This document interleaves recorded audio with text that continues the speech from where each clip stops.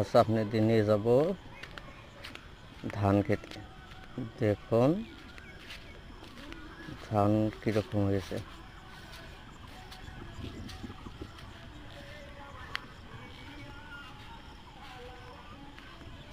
দেখুন দেখতে অনেক সুন্দর লাগে।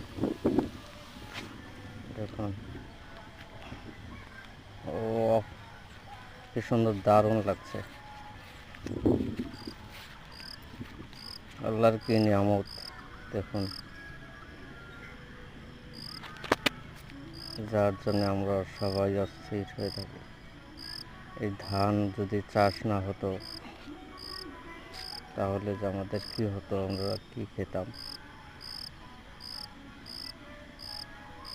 বা সুন্দর, অনেক সুন্দর ফসল, সুন্দর ফসল ফলেছে। দেখুন খুব সুন্দর হয়েছে, অনেক সুন্দর হয়েছে।